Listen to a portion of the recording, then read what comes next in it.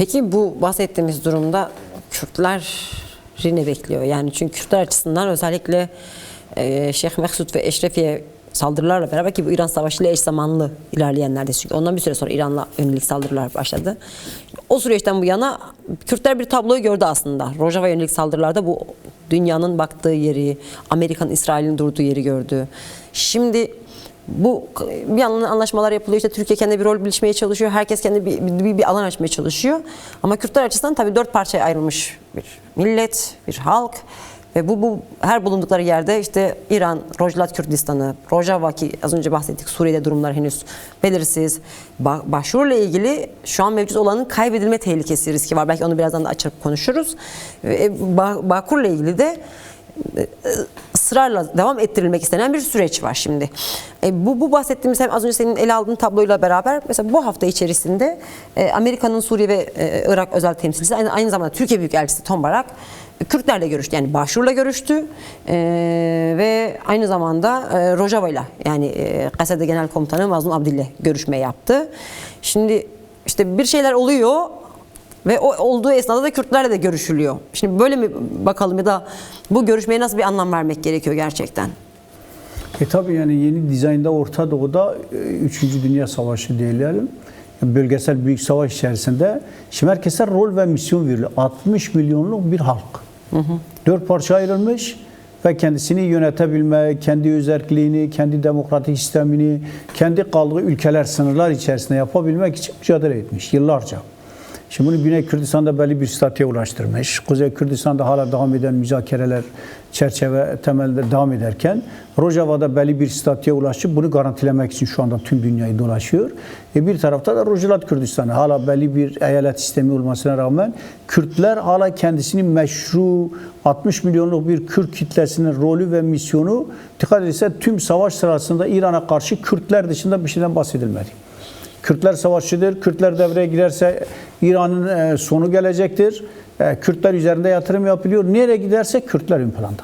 Dikkat Kürt rolü belirleyici, böyle Orta Doğu'daki en dinamik, en canlı, en değişen, en dönüştüren demokratik bir özne. Dikkat etse Suriye gibi, Suriye'de Şam'da oturan gerici, HTŞ gibi bir güç. Diğer tarafta ise Rojava devrimi, kadın özgürlükçü, demokratik, ekolojik bir sistem, modern, tüm dünya tarafından kabul edilen bir sistem. Karşısında böyle bir zıtlık var. Onu değiştirecek bir alternatif de olacak. Yani Kürtlerin tabii bu konumu böyleyken, bir tarafta muhtaç olurken, bir tarafta da şu anda talihsiz bir durum. Tom Barak gibi, Trump gibi dünyada böyle teknofaşistlerin hakim olduğu, büyük finans ekiplerinin dünyayı yönlendirdiği Netanyahu gibi böyle faşist bir oligarşi var. Erdoğan gibi böyle, yani bunlar böyle gerçek bakıldığı zaman şu andaki ortam böyle faşizm dönemindeki sağcı, böyle ırkçı, milliyetçi, otokratik sistemlerin, padişahların hüküm sürdüğü bir sistem. Bunlar için çok hiçbir şey, halklar, özgürlükler, demokrasi, insan hakları diye bir şey söz konusu değil. Önemli olan ne? Sermaye. Önemli olan ne kazanacağız? Trump'ın aklında diyor hep bizden Kürtler aldı, biz bir şey vermedik. Kürtler canını verdi. Hala Kürtlere bunu verdik, şunu verdik. Kürtler olmasa kalabilir miydin? Neredesin Irak'ta? Kürtlerin yanında. Neredeydin Rojava'da? Kürtlerin yanında. Kürtler olmasa sen ortada kalacaktın. Ona rağmen dünya, herkes kabul etti, teşekkür ettiğin Kürtleri böyle itibar suikastı yapıyor. Mesela bunu Trump bilinçli yapıyor mutlaka. Sonra Tom Barak demiş ki yok, ben söyleyeceğim, öyle bir şey yok. Kesinlikle yanlış bilgilendirilmiş. Hikaye 1 değil, 2 değil, 3 değil yani. Sen Kürtleri itibar kazandı tüm dünyada. Evet. YPG, YPJ, dünya biliyor, bir şey var. Bir internasyonel ruh, bir demokratik konfederalizm ruhu, Jinjiyan azadi ruhu, böyle bir şey gelişti. Şimdi buna itibar suikastı yapıyor. Bunu yapan direkt Amerika. İdeolojik bir saldırı var. Barak bu görüşmelerle beraber, ya efendim işte başkan yanlış bilgilendirildi diye bir açıklama yaptı. Tabii onu da onlara söylemiş ama sızdırılmış. Sadece Kürtleri birer rahatlatma. Ya. Sizler üzerine böyle, siz bize göre hareket edin ama bir tarafta da Başur'da görüşürken Kürtlerle birlik olursanız merkezi bir hükümet olacak, yeni güvenlik bir konsey, federal bir güç oluşturulacak. Tüm askeri güçler oraya bağlanacak. Buraya bağlı olmayan güçler tasfiye edilecek. Şengal üzerine yeni planlar var. ya da değişik oradaki diğer silahlı güçlerin tümünü diyor ya, Şia güçleri değil sadece Haçlı Şabi. Peşmerge üzerinde de YPŞ üzerinde de oradaki gerilla tümüne yönelik yeni planlar devreye sokulmaya çalışıyor. Biraz da Tom Barak'ın bu daha önce söylediği vardı ya, işte Orta Doğu'da demokrasi değil de işte monarşiler gerekiyor daha çok, yani bunu söylemişti. Şimdi bu planı devreye sokmaya çalışıyorlar. Yani mesela ve bunu yaparken Kürtlerle bir görüşme halinde mesela, çünkü Tom Barak bu arada şunu söyleyeyim, yani bu görüşme işte Kürdistan Bölgesi Başkanı Neçirvan Barzani ile görüştü ve KSD Genel Komutanı Mazlum Komutanı ikisiyle aynı anda görüştü. Sonra KDP Genel Başkanı Mesut Barzani ile görüştü. Sonra YNK Genel Başkanı Bafıl Talabani ile görüştü. Ama onun öncesinde işte 2-3 gün öncesinde Hakan Fidan'la görüştü. Tabii. Ve Bağdat'ta da temasları oldu ve şu an bir Orta Doğu temasları içerisinde. Dolayısıyla hani sadece Kürtlerle görüşmedi. Bunu belirtmek gerek. Önce Türkiye ile görüştü. Hakkı Dışişleri Bakanı ile görüştü. Şimdi dolayısıyla hem Türkiye ile bir meseleyi açmaya çalışıyor. Kürtlerle bir şeyler konuşmaya çalışıyor. Kürtlerin uzun bir süredir neyin çabasında olduğunun farkındalar. Türkiye açısından durumun ne olduğundan, Türkiye'nin neyi istediği veya ne istemediğinin farkındalar esasında. Böyle bir görüşme yapıldı. Şimdi bunu bir tarafa bırakarak şunu da ekleyeyim. Bu görüşme sonrası Rojava heyeti Avrupa'da temasları oldu. Yani geniş bir diplomasi trafiği demek lazım belki de. Yine KSD Genel Komutanı Mazlum Abdi ve Özel Yönetim Dışişler Dairesi Başkanı İlham Ahmet işte hem İtalya'yla, Fransa'yla, Hollanda'yla, bugün de galiba Almanya'yla yapılacaktı ve kapanış olarak hatta belki yapılmıştır da bu görüşmeler olacaktı. Bir de Belçika'yla da görüşmeleri vardı. Hem üst düzey hem savunma hem dış ilişkiler ve çeşitli düzeylerde görüşmeler yapacaklardı. Şimdi hem bu Barak'tan sonra bu görüşme bu işin bir parçası mı diye soracağım. Yani en azından senin gözlemlerin, senin değerlendirmen. Hem de işte bu Barak'ın tek tek görüşmesini nereye koymak gerekiyor yani? Yani Tom Barak şimdi bütün güçlerle böyle çıkar temelinde görüşmeye çalışıyor. Kimden ne koparırsa, kimi nasıl kullanabilirse, kimin üzerinden ne plan yapabilirse. Yani zaten Erdoğan ve Hakan Fidan Türkiye ile birçok konuda anlaşmalı. Türkiye yeni bir rol verilmiş Kafkasya'da. Yine üçlü sac ayağı üzerinden, Suriye ve Irak üzerinden, Türkiye üzerinden diyor bunları geliştirelim. Türkiye burada hem bir çıkış, hem bir rol, hem bir mesela dikkat etse Osmanlıcılığın bir türevi gibi evet. Başta söyledi. Dedi Osmanlı'daki o sistem aslında geçerlidir, onu uygulamamız lazım. Onun için Kürtler de burada artık yani belli statüleri olmalı ama statüleri hangi temeldedir? Gidin Suriye ile çözün. Evet. Entegrasyonu devam ettirin. İşte diyor ya YPJ içinde demiş gidin asayiş güçleri içerisinde kalın. Makul bir çözüm bunu kendine göre. Evet. Kendisine göre eritecek. O güçlerin ideolojik, onların itibarı, diğerlerini nasıl indirebilir? Tümünü ideolojik böyle siyasal, politik saldırı şeklinde asıl dizaynı veren Amerika'daki o akıl. Tom Barak işte bunu yaptırıyor. Tabii bunu yaptırırken buna karşı diğer güçler de harekete geçiyor. Şimdi tabii bu görüşmeler şimdi Amerika'nın temelinde yapıldı. Amerika izin verdi. Amerika'nın izin verip vermemesi değil. Amerika hala diyor ki görüşmeler Fransa ile yapılırken görüşülmesin. Sızdırıldı. Fransa başkanı ile yapılırsa bu işte zarar verir. Kime zarar verecek? İşte sonuçta Şara'nın itibarı zedelenecek. Onu bile istememişler. Ondan dolayı Elize Sarayı'na gitmesine rağmen bu kadar sarılan Macron general gidiyor, generali karşılayamıyor. Belki görüşülmüş de söylenmemiş bilmiyoruz evet, ama evet. Yani açıklama yaptırılmıyor. Tom Barak yani söyledikleri bu. Şimdi bundan dolayı Kürtler tabii mevcut siyasal durumunu garantileyebilmek için Avrupa'nın tümünü devreye sokmaya çalışıyor. Avrupa Orta Doğu üzerine, Avrupa ülkeleri aynı şekilde Suriye üzerine belli ekonomik, siyasi alarak belli bir şeysi var, baskısı var. Şimdi bundan dolayı böyle bir yapılanma içerisinde tüm güçlerle görüşüyor, resmi görüşmeler yapılıyor. Ama açıklamaması nedeniyle hem Suriye hem de Türkiye'nin çok fazla onlara karşı herhangi bir durum gelişmesin diye kendi çıkarları ortaya yani kendi çıkarlarını çok zedelememek için bir de NATO görüşmeleri olacak, NATO zirvesi. Bundan dolayı böyle gözden ırak bir şekilde ama görüşmeler sırasında statü nasıl olacak? Evet. Fransa garanti ülkelerden biriydi. Şimdi Almanya yapılsın, Hollanda, İtalya genişledi bu sefer yelpaze. Yani Belçika tümüyle görüşmeler yapılıyor. Bu geniş yelpaze içerisinde tüm güçlerle bu statünün, Rojava statüsünün garantili olması, dil, kendi sistemini oturtabilme, YPJ gibi güçlerin kendisini konumlandırabilmesi için diplomatik temelde Şara'ya ve Türkiye'ye baskı yapılabilmesi için tabii Kürtlerin statüsünü biraz Orta Doğu'da, dünyada yapılabilmesi için yapılan görüşmeler. Bunlar önemli görüşmeler. Yani bu görüşmeler tabii herkes görüşme yapıyor. Tüm Orta Doğu'da dikkat edilse onlar yaparken bu sefer Kürtler Avrupa'ya gidebiliyor. Daha önce çıkış izni verilmemesine rağmen Avrupa kapıları açtı. Avrupa'da kendi siyasetini yürütmeye çalışıyor. Amerika kendi siyasetini yürütürken Avrupa'da Fransa başta olmak üzere yine Almanya ve bu güçler de böyle bir siyasetle yeniden Kürtler üzerinden hem Suriye'ye karşı hem Türkiye'ye karşı ellerinde bunu tutmak istiyorlar. Bir tarafta Türkiye ile görüşürken, Şara ile görüşürken diğer tarafta da ikili temelde diğer Kürtler de var. Bak onlarla da görüşüyoruz. Onları da hesaba katıyoruz. Sonuçta Avrupa'da milyonlarca Kürt var.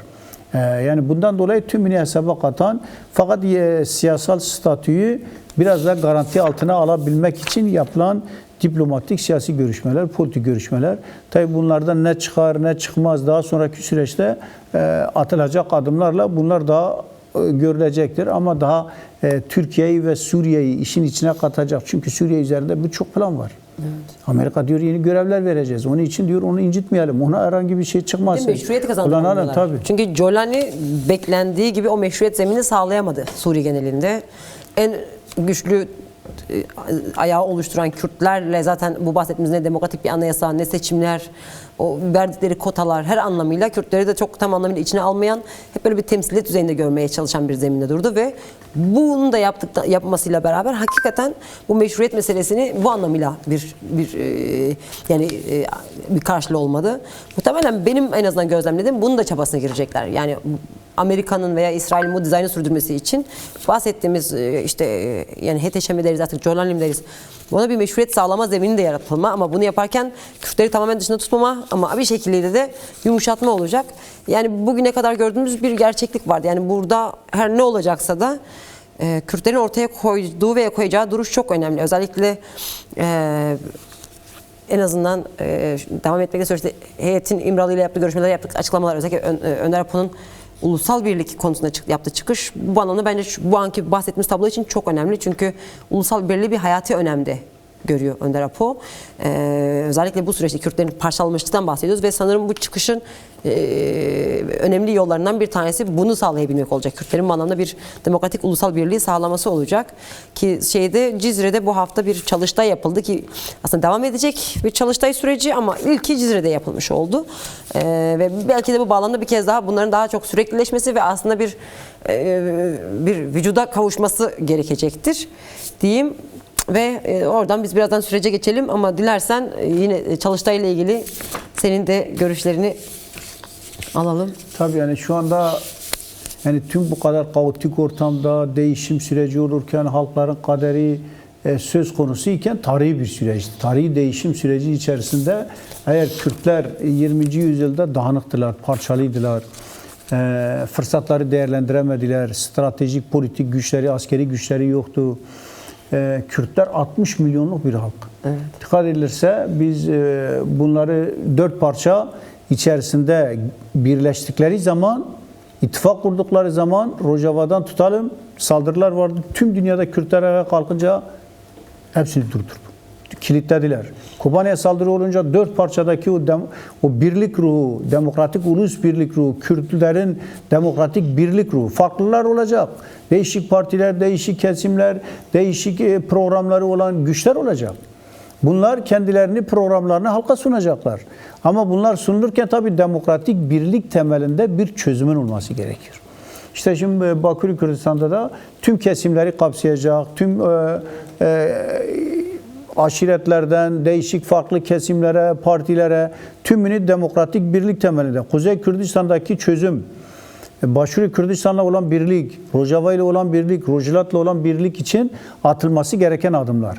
Şimdi tabii bu adımlar aynısı şeyde de atılmıştır. Rojava'da da atılmıştır. Evet. Dikkat ederse Kamışlı'da yapılan o görüşmeler sırasında orada bir konferans yapılmış ve demokratik temelde orada federasyon temelinde, Kürtlerin birliği temelinde bir protokol imzalanmıştı. Aynı şekilde daha önce 2013-14 yılları içerisinde yapılmıştı. Bunlar Başvuru Kürdistan'da tüm Kürt güçleri toplanmıştı. Şimdi bunlar için en son Keneken açıklamasıyla birlikte bir fırsattır. Evet. Biz Kürdistan Demokratik Birliği'ni sağlayabilmek için bir ulusal konferans yapalım. Kongreye doğru gidelim. Bunun için tüm güçlere çağrı yapılmıştır. Uymayan güçler kim? Onu da dediler. Dediler Sayın Barzani, Sayın KDP, yani KDP güçleri bunlar içerisinde yer alsınlar. Konumlarını belli etsinler. Tüm güçler açıkladı. Onlar da diyor yok dememelerine rağmen he de demeyen kendi konumlarını onlar için bir fırsat. Yarın öbürsü gün bu durum Başvur'da, Hevler'de, Süleymaniye'de, Irak'taki çelişkiler çatışmaya dönerse birlik olmadıkları zaman aynen çok öyle. Büyük bir kayba Erbil'deki o mevcut olan konum da kayba gidecek. Onun için yani bu bir fırsattır. Kürtler içerisinde böyle parça parça yapılması, birlikte o ruh, o bilinç, o örgütlenme artık çok gelişkin. Nereye giderse Kürtler bir olmalı. Tüm dünyada Kürtler bunu söyledi. Buna göre işte program yapan, birlik temelinde hareket eden, Kürt Demokratik Birliği'ni Bakırköy Kürdistan'da 4 parçada uygulamaya yönelik yapılan bu adımlar çok önemli. Bunlar daha da gelişkin, pratik sonuç alan 4 parçanın Kürdistan Ulusal Kongresi temelinde politik, siyasi, askeri örgütlüğünü sağlayan tek bir diplomasi. Mesela Kürtlerin tüm dünyada Birleşmiş Milletler'de statüsünü devletsiz bir halk olarak kabul ettirecek bir grup olmalı. Kürtleri temsil eden. Evet. Kim olacak? Parçalı bir halle başaramıyoruz tabii. Kabul edilmiyor evet. Ama bir oldukları zaman 4 parçanın temsili evet. Buradadır. Biz bunu kabul edeceğiz. Keneke adına ya bu güçler gidecek. Bizim tüm 4 parçayı temsil edecek. Giden sadece bir parçanın diğerini temsil, tüm Kürt halkının temsilini yapacak. 4 parçada Kürt halkının nerede sorun varsa çözebilecek böyle statü kazanacak tüm Kürtleri Birleşmiş Milletler'de temsil edecek bir duruma ulaşabilme birlikle sağlanır. Evet. Tabii aynı zamanda bunun Türkiye ve Kürdistan ayağında da, Bakırköy Kürdistan ayağında da şu an devam etmekte olan süreçte biz hep yasa dışılıktan bahsediyoruz ya, Kürtlerin yasa dışılığını yasallığa geçiş sürecine güçlendirecek bir zemindir. Çünkü biz çok açık bir şekilde devam etmekte olan yani 100 yıllık bir sorunun işte 50 yılının çatışmayla devam eden bir sürecin bir masaya getirildiğini ve bu masada ki biz geçmiş hafta Veysel Hoca ile yaptığımız program onu belirtmiştik. Yani aslında savaş müzakere olarak devam ediyor. Dolayısıyla bu müzakerede Kürtlerin neyi ne kadar istediğini çok güçlü bir şekilde ortaya koyabilmesi, bu gerek işte birlik yoluyla olur, gerek daha çok güçlenme yoluyla olur. Bunu ifade ettikleri yerde elbette ki bu bahsettiğimiz sürecin başarıya ulaşması da en azından bununla bu paralellikte ilerleyecek. Şimdi dolayısıyla bir kez daha şeye gelelim. Esas konularımızdan birine bir daha gelelim. Yasalara gelelim. Çünkü günlerdir, hatta haftalardır, hatta aylardır, 1,5 yıldır tartıştığımız mesele bu esasında. Yasa. Yani 1,5 yıldır şu bayramda, şu Nevroz'da, işte şu zaman ve şöyle şimdi bütün bunların hepsini geçtik ve yasa yok. Henüz çıkarılmadı. Şimdi kilitlenildi. Meclis tatile girmeden bu yasanın çıkarılıp çıkarılmayacağı tartışması var. DEM Parti çok net bir şekilde bunu ifade ediyor. Diyor ki meclis tatile girmeden bu yasa çıkarılmalı ve zamana yaydırılmamalı. AKP'de kimi zaman işte Numan Kurtulmuş bazen diyor ki evet işte meclis tatile girmeden bu yasa çıkarılmalı diyor. Bir yanıyla da mesela bu hafta bugünkü galiba konuşmasıydı, diyor ki işte PKK bütün işte her şeyle kendini feshettikten sonrası elbette ki gelir diyor. Şimdi yine ucu belirsiz, yine işi zamana yayan, zamanla oynanılan bir duruma getirmeye başlıyor. İşte AKP'den bir yetkili deniyor ki işte aslında bir yasa çıkarılmış. İşte yani hazır bir çerçeve var esasında. DEM Parti'nin de geçtiğimiz hafta buna benzer bir açıklama geldi. Ama tekrar işte bahsettiğimiz meclisin tatile girmesi süreci çok az bir zaman bu arada. Böyle bahsettiğimiz aylardan bahsetmiyoruz. Çok kısa bir zaman var bu yasanın çıkıp çıkmaması ile ilgili. Mesela heyet üyelerinden Pervin Buldan'a diyor ki aslında 5 günü alır bunu çıkarılması esasında. Hazırlanıp yani meclis getirilmesi 5 günlük bir süreçtir diyor. Şimdi önce bence bunu konuşalım. Yani bu yasanın çıkarılması, bu çerçeve yasa diyebiliriz, kök yasa diyelim. Neden bu kadar önemli? Önce bir önemini konuştuktan sonra bence biraz da bunun niye bu kadar zamana yaydırıldığını da konuşuruz. Şimdi büyük bir sorun, büyük bir hastalık, kangren olmuş bir durum, hatta daha beteri bir durum. Şimdi bunu çözebilecek müdahale nedir? Köklü bir müdahale olması lazım. Sen bunu ne ilaçla ne böyle değişik şeylerle tedavi edemezsin. Yapacağın şey o bozulan temel hücreleri dönüştürerek kök hücrelerle başlatılan ve kökten başlatılarak temelden yasa dışı kabul ettiğin 100 yıldır karşına aldığın Kürtleri yasa içine yani yeni sistem içinde birlikte çözebileceğine dair karar alacaksın. Bunun kararını vereceksin. Yani karar verme durumu. Kürtlerle birlikte kardeşlik hukuku temelinde devam edilecek de edilmeyecek. Yoksa hala Kürtlere Türk mü denilecek? Kürtlerin dili, kendisini yönetme, kendisi hakkında karar alma süreci kabul edilecek mi edilmeyecek? Sorun burada. Evet. Yasa dışı kabul edilen Kürtler. Kürtler için mücadele eden Özgürlük Hareketi. Onun önderi, Kürt halk önderi. Kürt halk önderi burada söylüyor. Şimdi burada böyle kavramlarla diğerleriyle oynayarak bilmiyorum ne süreçleridir. Türkiye'de bu süreç bölgesel ne süreci gibi böyle kavramlar onlar kendilerine göre. Onlar hala kabul etmeyen, Kürt sorunu adlandırıp Kürt sorunu hakkında gerekli adımları atmaları gereken bir süreç. Mesela dikkat edilse 1920 herhalde 21 Koçgiri isyanı sonrasında Büyük Millet Meclisi toplanıyor. Sorunu çözebilecek temelde kanunlar, yasalar aflar çıkararak sorunu çözülüyor. Evet. Çatışılmış ama daha sonra çözüm yaratılıyor ve o güçler tekrardan Osmanlı'nın tekrardan o yeni süreçteki Türkiye Büyük Millet Meclisi kanunu içerisinde yer alıyor. Büyük Millet Meclisi'ne. Çözülebiliyor. Demek ki çözebilecek bir irade nerede var?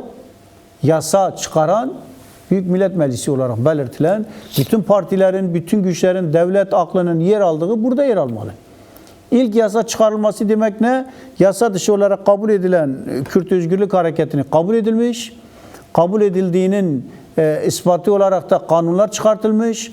Tekrardan geri dönerek bunlar işte diyor ya kanun çıkarıp tekrar bozabilir. Ne güvenliği var? Mücadeledir, müzakeredir bu. Hiçbir şeyde hiç kimseye güvenilmez. Müzakere ve mücadele edilir. Şimdi burada Türkiye'de CHP, MHP birbirlerine güveniyorlar mı? MHP, AKP birbirine güveniyorlar mı? Erdoğan, Bahçeli birbirine güveniyor mu? Var mı öyle bir şey? Yok. Niye? Kendi çıkarları farklı. Onlar İslami temelde, onlar Turancılık temelinde kendi yaşam, bakış açıları, felsefi, politik duruşları farklı. Kürt Özgürlük Hareketi de farklı. Hepsinden çok farklı. Her zaman politik olarak çelişkiler olacak, mücadele olacak ama demokratik temelde bir mücadele, bir siyaset yürütülecek. O da farklılık olacak. Hemen barıştı, her şey bitti. Bunları pirupak gösterecek. Kimse onların siyasetini kabul etmeyecek. Bir tarafta böyle dincilik, iktidarcılık temeldeki böyle siyasal dinciliği nasıl kabul edilecek? Hala kadın özgürlüğünü kabul etmeyen, saldırılar yapan, değişik farklı kesimleri tahammül etmeyen tek zihniyetli yaklaşım kabul edilemez. Şimdi tüm bunlar açıkken bunları dönüştürebilecek olan ne? Çerçeve yasalar, evet. Özgürlük yasaları, ilk yasalar, adım atılması gerekiyor. 1,5-2 yıldır adım yok. Her şey var, teyit tespit deniliyor. Tamam, taahhüt de deniliyor. Yani Kürt Özgürlük Hareketi, güçler, DERAPO diyor yani bunlara adım atılsın bakalım. Halk orada, halk zaten bunu kabul edecek. Doğru mu yanlış mı diyecek. Doğru adım attınız, doğru. Hele bir hastaları çıkarın. Cezaevindekileri bırakın. Kürt halkı açısından kayyumları çıkartın. Kürt halkının temsilcileri yerine gelsin. Görelim yani yaptıklarınızı telafi edecek adımlar atın. Atmıyorsunuz. Hala antidemokratik uygulamalar ne yapabilirse birazdan tartışacağız. Birbirine girmiş olan çelişkili, çatışmalı durumlar, Kürt sorunu kendi çıkarı için kullanmaya çalışan böyle şeyler olamaz. Kürt halkı artık buna tahammül etmiyor. Orta Doğu tahammül etmiyor. Türkiye tahammül etmiyor, kaldırmıyor. Evet. Kimse artık kaldırmıyor yani diyor biz yeter diyor. Çözecekseniz çözün. Neyi kabul edilmiyor? Bak silah bıraktı, yaktı işte. Çağırsaydı gelmeyecek mi? Hazırız diyor 30 kişi orada. Daha iyi yolu aç. Yol aç, yol yok ki. Nasıl gelsin? Sen diyor ya bir trafiktir ya da otobana girecek, kapatmış yolu. Nasıl girecek? Kural yasalar çıkaracak ehliyet diğeri bırak gitsin hele bakalım. Yolu bulur. Girdi mi? Sen bırakmıyorsun, kapatmışsın tüm yerleri. Kendine göre şeyler çıkarmaya çalışıyorsun. Yoksa burada yolda trafik kazası da olur, yolda değişik şeyler de yoldur, yol uzun. Bu mücadele daha uzundur ama Ona rağmen bunun girişine fırsat vereceksin. Herkes eşit bir şekilde gidebileceği, yoksa bu konuda adım atmadan, yasa ve hukuksal siyasal çerçeve çıkarmadan, Önder Apo'nun konumu baş müzakereci kabul edilmeden, umut hakkı kabul edilmeden, Önder Apo'nun statüsü belli edilmeden söz verildi. Hiçbirisi tutuldu mu? Yok. Çağır işte görelim. Ne kadar gerçekçisin.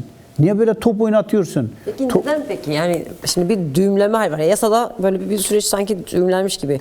Bu düğümü niye açmak istemiyorlar? Çünkü biliyorlar ki aslında hepimiz biliyoruz. O düğüm açıldığı andan itibaren çerçeve yasayla başlandığı zaman işte adımlar atılacak ve bunun zemini sağlanacak yavaş yavaş. Yani bu tam anlamıyla çözümden bahsetmiyoruz ama çözüme giden sürecin önünü ferahlatmaktan, açmaktan bahsediyoruz ve tam da bahsettiğimiz yine mücadeleyle beraber demokratikleşmeye doğru giden bir süreç olacak.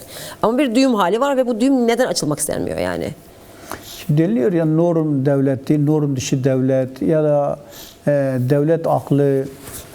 Şimdi bunlardan bahsedilirken Türkiye'de bir de iktidarcı, böyle Türk egemenlik karakterini sürekli iktidarda tutan, sarayın böyle yani devleti padişahlıktan, otoriter bir sistemden kalan bir gelenek de var.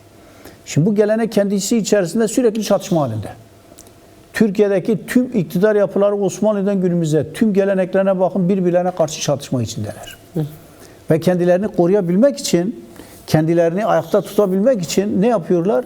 Dikkat edilse her şeyi kendileri kullanmaya çalışıyor, oyalamaya çalışıyor, sürece oynuyor. Diyor acaba ben bu süreçte ne kazanırım, ne kaybederim? Kürtlere en az nasıl verip bu işin içinde çıkarım? Yani sorunu çözmek istiyor gibi görünüyor. Ama bakıyor Orta Doğu'da ne var ne yok. Eğer kendisine doğru bir şey gelmeyecekse niye vereyim? Vereyim değil yani, sen mecbur adım atacaksın. Mücadele edilmiş. Bu kadar kan dökülmüş. 50 yıllık bir savaşın sonu bu. Sonunu getirecek misin? Getir. Savaşta ısrar mı edeceksin? Şimdi bugün açıklama yapmışlar ya. MHP yetkilileri açıklamış. Demiş biz Türkiye'deki bu bir daha savaşa giden bir parayı halka döndürmeye çalışıyoruz. Evet. Ekonomiyi. Bir de savaş olsaydı ekonomi düşün hale girerdi. Yeah. Beterin beteri olacak. Şükredin, kan yok, gözyaşı yok, bu kadar veran yok. Buna rağmen adım atılmış demokratik barışçıl bir sürece doğru. Şimdi bunun için bunu baş göz edip bunu oturup anlaşmayla çözmesi gerekirken bir değişim dönüşüm süreci başlatılmalı o zaman. Görüşmelerle, müzakereyle, değil mi? Ama oyalama yapıyor. Oyalayarak acaba ben AKP içerisinde değil ya, sonra Ömer Çelik açıkladı. Bizim genel başkan yardımcılarımıza saldırıyorlar. Bizim bilmiyorum içimizde bazıları hedef alınıyor. Onlar yapıyor. Savaş rantçısı. Hakan Fidan rantçıdır. Oradan buradan dolaşır. Kendi iktidarını sağlama alır. Erdoğan'a karşı bile oyun oynar. Belli değil yani. Onlar öyledirler. Öyle prensler arasında sürekli çatışma olur. Birazdan şey yapacağız. Bunu yaptılar. Kendi içinde de böyle. Bak tartışmalar yarattılar. Şimdi bundan dolayı şimdi böyle güçler içerisinde sürekli Kürtler hakkında, Kürt sorunu hakkında temel sorundur. Antidemokratik uygulamalar var. Karşısındaki güçleri tasfiye etmeye çalışıyor. Kürtleri de sürekli oyalamayla, sürece zamana yayarak özel savaş, psikolojik savaşı devreye sokuyor. Ne kadar zamana yayarsam algı operasyonları yaparım. Artık bitti, kalmadılar. Süreç içerisinde onların itibarını sarsarım. Onların mevcut radikal duruşunu pasifleştirir, bitirir, söndürür. Herkesi böyle eritirim. Kendine göre böyle bir siyaset. Boşluk yaratıp zaman içerisinde umutsuzluk, hayal kırıklığı yaratıp her şey bitti. Hiçbir şey kazanmadılar, hiçbir şey olmadı, böyle mantık yaratmaya çalışıyor. Ya olur mu bak, yani bu kadar savaş yapıldı. Bu kadar mücadele edildi. Şimdi Önder Apo ile niye görüşülüyor? Niye İran'la görüşüldü? İran savaşmasa, İran direnmese görüşülecek miydi? Yerle bir edeceklerdi. Diyordu oraya ben istediğimi atarım. Bak ayaklarına mecbur kaldılar. Önder Apo da öyle. Önder Apo'nun ayağına niye gidiliyor? Önder Apo halkı harekete geçmese politik 4 parça içerisinde güçtür. Rojava'da da güçtür, Rojava'da da güçtür, Bakuri'de da güçtür, Başur'da da. Dünyanın her tarafında politik bir güç. Bu onu Önder Apo'nun elini güçlendirdi. Önder Apo böyle diplomatik, siyasi alanda böyle şey olan bir güç var. Bundan dolayı Kürt hareketini gördüler. 50 yıl boyunca savaşsa da 40 yılları aştı. Bir şey yapamadılar, yenemediler. Şimdi ne yaptılar? Barış süreci, Önder Apo dedi gelin bu birlikte çözelim. Biz kan dökmekten çok siyasetle ama bizim hakkımızı vereceksiniz. Alacağız hakkımızı. Vereceksin diye alacağız yani. Onun için mücadele ettik 40 yıldır. Bu kadar kan döküldü, bu kadar yani Kürt halkının dili olmasa, Kürt halkının kendisini yerelde yönetebilecek bir durumu olmasa ne mücadele verilmiş olacak? Bu kadar dağlarda savaşan Önder Apo, Kürt halk önderi, Kürt halkının varlığı, Kürt halkının dili, özgürlüğü için mücadele edilmiş. Şimdi özgürlük zamanı ne kurumlaşma, adım atılma, meşru temelde, siyasette, demokratik siyaset temelinde kendi kendisini örgütleyerek yerelde kendisini var etme. Kürtler bunu yapabilir. Bu gücü var, politik gücü var. Onun önünü aç. İşte bunun için ama açmamak için ellem kullem eden orada diyor ya Osmanlı'da oyunlar çok her şeyi yapmaya çalışan bir güç var. Yeter diyor herkes. Kimse tahammülü kalmamış yani. Türkiye içerisinde de bak herkes birbirine açıklıyor. Diyor yeter adım atalım. Evet. Hadi at. Kimse ne durdurmuş? Kimsenin şimdi biz diyor tespit teyit edeceğiz. Mağaralar henüz boşaltılmadı diyorlar. Henüz yani her yerde boşaltılmayacak. Savaş var yani. Savaşın içerisinde her tarafta füzeler, İHA'lar dolaşırken nerede kalacak? Kim onu koruyacak? Kimsenin yaşam varlığı kendisini koruma şeysi bile olamaz.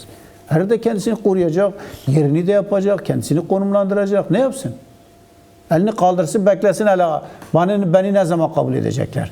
Hiçbir şey yapmayın burada olur mu yani? Mücadele devam ediyor. Hiçbir şey durmamış. Herkes kendi hazırlığını yapıyor. ABC planları, herkes kendi hazırlığını yapar. Mecburdur yani. Sen başka yöntem bırakmazsan ne yapacak o halk? Sen saldırmaya çalışırsan, değişik güçleri saldırtırsan, Şengal'a değişik yerler üzerinde planlar yaparsan, bilmiyorum ben Haçlı Şabi saldırırım, fırsattan orayı burayı tasfiye ederim dersen, oynarsan her tarafla o güçler var işte. Yaşar Güler dediler, Hakan Fidan dediler. Bak isim veriliyor. Niye? Bunlar savaş isteyen bir klik. Ömer Çelik de işin içinde. Bunlar öyle, o demek yatırımları var. Böyle savaştan beslenmişler yıllarca. Şimdi adım atın, tamam adım atacaksanız yok biz değişeceğiz, yok dönüşeceğiz, bize karşı böyle yapılıyor gibi suikastlar yapılıyor, algı yapar böyle ellem kullem etmeye çalışıyor. O zaman yap. Yap Aynen. yani adım at. Düğümlenen o çözümü çözmek için bir adım at. Sana onlarca adım atılmış. Hiçbir adım at yerinde durmuş. Olmaz yani sen artık yeter adım attıracaksın. Karşıda adım attılar. Adım at ki bak nasıl adımlar atılacağını gör.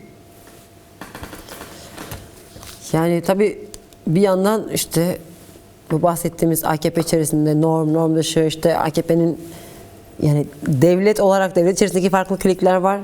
Ama şu an tabii mevcut işte düzen partileri içerisinde gerek muhalefet partisi, iktidar partisinde bir karmaşa var ki CHP yoğun bir saldırı, bir yargı darbesiyle beraber bir parçalanma haline getirildi.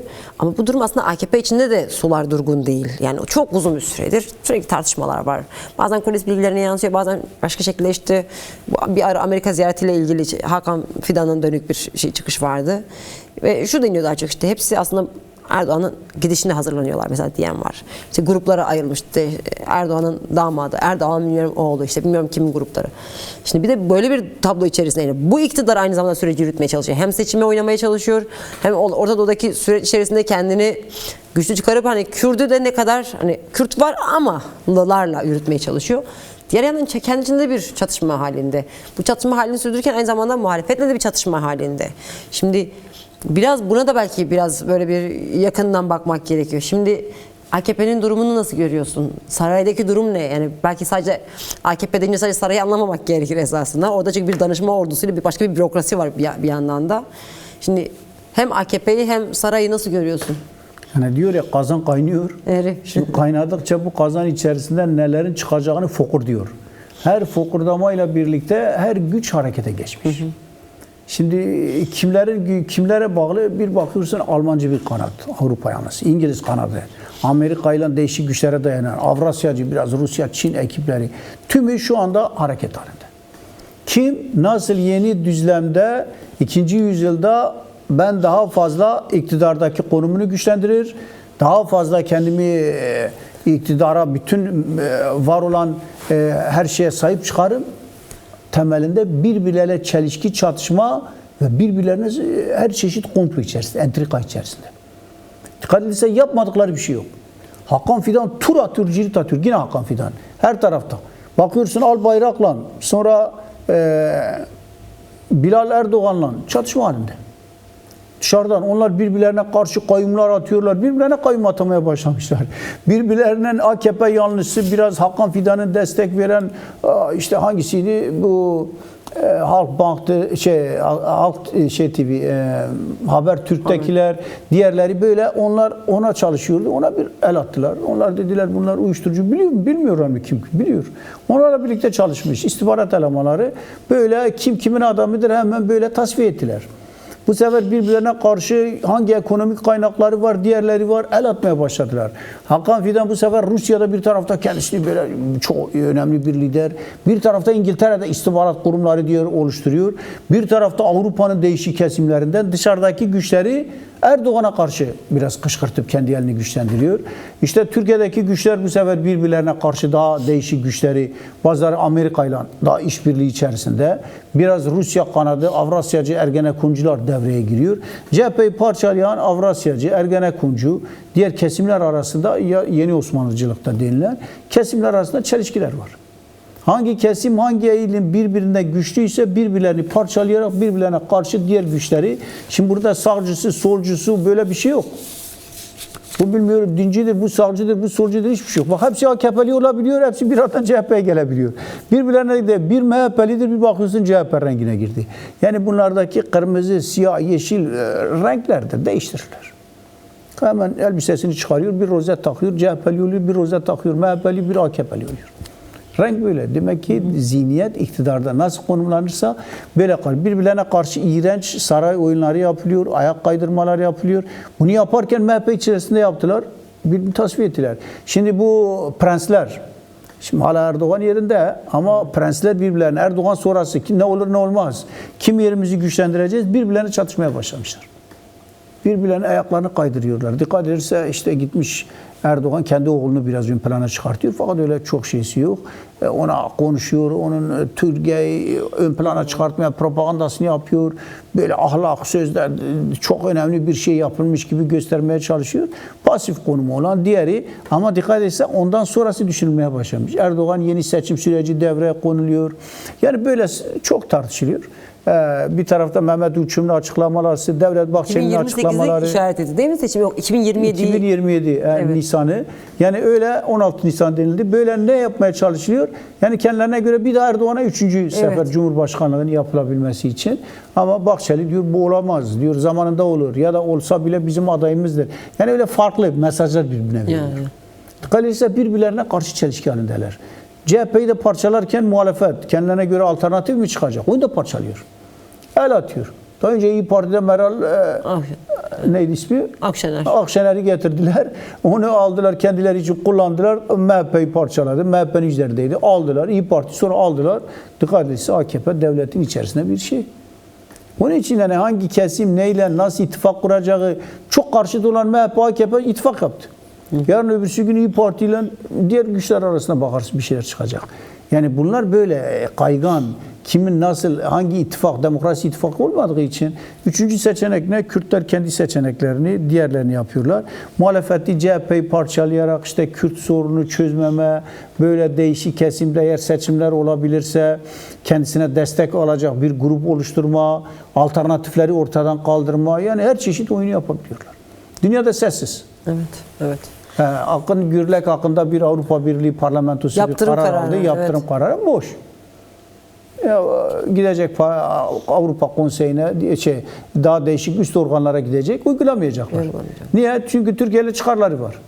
Sadece göstermelik öyle bir şey. Amerika diyor ne yaparsan yap beni ilgilendirmez. Kimi tutukladın, kayyum mu atarsın, butlan mı yaparsın benim için sorun değil. Sen yeter ki orada ol. Erdoğan'dan daha iyisi yok. Erdoğan çok iyi, çok iyi. Söyledikleri bu. İnsan hakkı, demokrasi hiçbir şey onlar için önemli değil. Yani bundan dolayı böyle kendilerine karşı yeni Osmanlıcılığı, yeni padişahlıcılık yapacak.